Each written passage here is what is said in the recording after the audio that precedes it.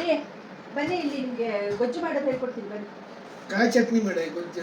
ಕಾಯಿ ಚಟ್ನಿ ಅಂತ ಇಲ್ಲ, ಇದೊಂದು ಮಾಡಿದ್ರೆ ನೀವು ಕೂಡ ಮಾಡ್ಕೋಬಹುದು. ಮತ್ತೆ ಇದು ತುಂಬಾ ದಿನದವರೆಗೆ ಇರುತ್ತೆ. ಇದರಿಂದ ಮಾಡೋದು ದಿಂಡಿನಕಾಯಿ. ಇದು ದಿಂಡಿನಕಾಯಿ ರಸ. ಇದು ಹೆಂಗ್ ಮಾಡೋದು ಫಸ್ಟ್?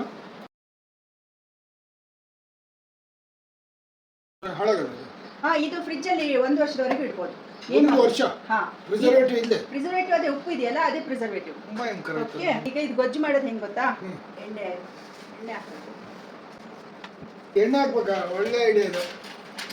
ಏನು ನಿಮ್ದು ಆ ಎಣ್ಣೆ ಅಲ್ಲ, ಕಾದ ಮೇಲೆ ನೀನ್ ಮಾಡಿದ್ರೆ ಮತ್ತೆ ನೀನ್ ಆಚೆ ಹೋಗೋಷ್ಟು ಮತ್ತೆ ಈಚೆ ಬರೋಷ್ಟೊತ್ತಿ ನಂಗೆಲ್ಲ ಮರ್ತೋಗುತ್ತೆ. ನಾನೇ ಮಾಡ್ತೀನಿ, ನೀನ್ ಹೇಳು. ಅದು ಬೆಸ್ಟ್. ಏನ್ ಮಾಡ್ಬೇಕು? ಓಕೆ, ಈಗ ಸ್ಟವ್ ಹಚ್ಚಿ ಇದು ಬಿಸಿ ಆದ್ಮೇಲೆ ಅದು ಅಷ್ಟು ಗೊತ್ತಾಗುತ್ತೆ ನಂಗೆ, ಅಷ್ಟೆಲ್ಲ ಬರುತ್ತೆ. ಸ್ವಲ್ಪ ಎಣ್ಣೆ ಕುಕಿಂಗ್ ಆಯಿಲ್ ನಿಮ್ಗೆ ಯಾವ್ದು ಇಷ್ಟನೋ ಅದು ಸ್ವಲ್ಪ ಹಾಕಿ. ಆಮೇಲೆ ಸಾಸಿವೆ ಬಿಸಿ ಆದ್ಮೇಲೆ ಸಾಸಿವೆ ಹಾಕದ ಮೊದಲೇ ಹಾಕದ? ಸ್ವಲ್ಪ ಬಿಸಿ ಹಾಕಿ ಈಗ ಹಾಕಿ.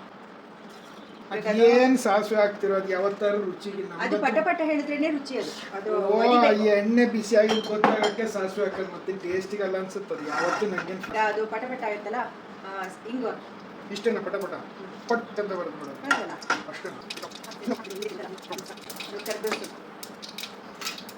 ಇದು ಕೊತ್ತಂಬರಿ ಸೊಪ್ಪು. ನಂಗೆ ಗೊತ್ತಿಲ್ಲ, ತಮಾಷೆ ಮಾಡಿದ.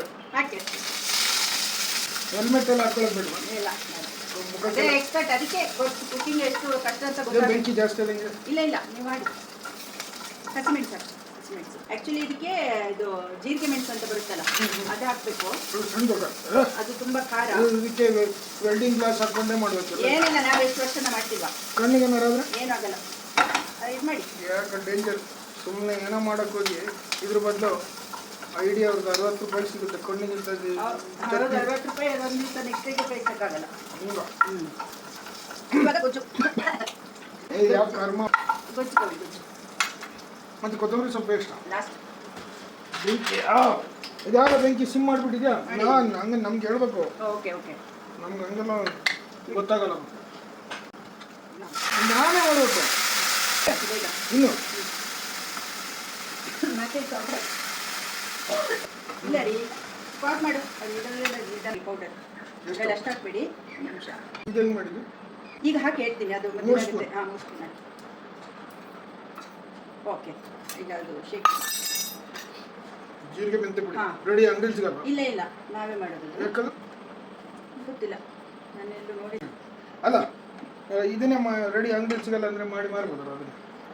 ಸುಮ್ಮನೆ ಇರೋದನ್ನೇ ಮಾಡೋದೇ ಇವಾಗ ಇದಾಗಿದೆ. ಇದು ನಾವು ಮಾಡ್ಕೊಳ್ಳೋದು, ಅದು ಯಾರು ಬೇಕಾದ್ರೂ ಮಾಡ್ಕೋಬಹುದು. ಅದು ಸರಿ, ನಂಗೆ ಅದೆಲ್ಲ ಪುಡಿ ಮಾಡಿಕೊಟ್ರೆ ಮಾಡ್ಕೊಂತೀನಿ. ಆಯ್ತು, ಅದೆಲ್ಲ ನಿಮ್ಗೆ ಮಾಡಿ ಕೊಡ್ತೀನಿ. ಇಷ್ಟು ಇದು ಕೊತ್ತಂಬರಿ ಸೊಪ್ಪು ಹಾಕೋದು ಅಷ್ಟೇ. ಓ ಭಯಂಕರ ಲುಕ್ ಬಂದ್ಬಿಡ್ರೆ. ಇದು ಕಾನ್ಸಂಟ್ರೇಟೆಡ್. ಇದೇ ಬೆಂಕಿ ಇನ್ನೂ ಇರ್ಬೇಕು? ಏನು ಬೇಡ, ಆಫ್ ಮಾಡೋದು ಇದನ್ನು. ಅಂದ್ರೆ ಈಗ ಒಂದ್ಸಲ ಚೆಕ್ ಮಾಡ್ಬೇಕು, ಉಪ್ಪು ಸಾಕಬೇಕಂತ. ಒಂದು ಸ್ಪೂನಲ್ಲಿ ಬಾಯಿಗೆ ಹಾಕೊಂಡು ಸ್ಪೂನ್ ತಗೊಂಡು ಬಿಸಿ ಇರುತ್ತೆ. ವಾಹ್, ಸೂಪರ್ ಇದೆಯಾ? ಸ್ಟ್ರಾಂಗ್. ಇದು ಸ್ಟ್ರಾಂಗ್ ಆದ್ರೆ ಸಿಕ್ಕಾಪಟ್ಟೆ ಸ್ಟ್ರಾಂಗ್. ಇದು ಮಾಡಿ ಹಿಂಗೆ ಫ್ರಿಜ್ ಅಲ್ಲಿ ಇಟ್ಕೋಬಹುದು. ಇದನ್ನ ಎಷ್ಟು ದಿವಸ? ಇದನ್ನು ಒಂದು ತಿಂಗಳವರೆಗೆ ಇಡ್ಬೋದು. ನಿಮ್ಗೆ ಫ್ರಿಜ್ ಇಂದ ತಕೊಂಡು ಸ್ವಲ್ಪ ನೀರು ಹಾಕೋಬೇಕು. ಇದು ಒಂದೊಂದು ತಿಂಗಳು ಬರುತ್ತೆ ಅಂದ್ರೆ ನಾಳೆ ಡೈವರ್ಸ್ ಪೇಪರ್ ರೆಡಿ ಮಾಡೋಣ. ನಂಗೆ ಬೇಡ.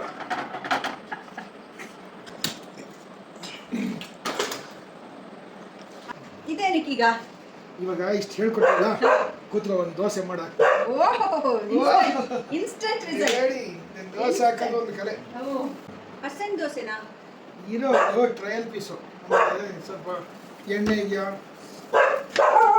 ದೋಸೆ ಎತ್ತದಿದೆಯಾ? ನಾಯಿ ದೋಸೆ.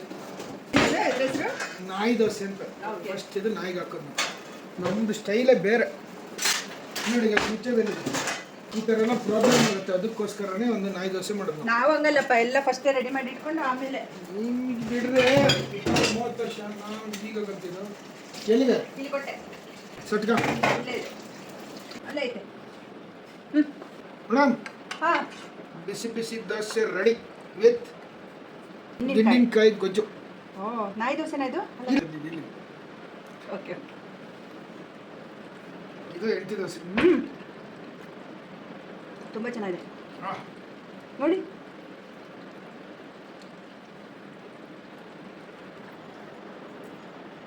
ಚೆನ್ನಾಗಿದಲ್ಲ? ನೋಡಿದ್ರಾ ಎಷ್ಟು ಸಿಂಪಲ್. ಇನ್ನು ಕಾಯಿ ಚಟ್ನಿ ಅಂತ ಕೇಳ್ಬೇಡಿ ನನ್ನ ಹತ್ರ.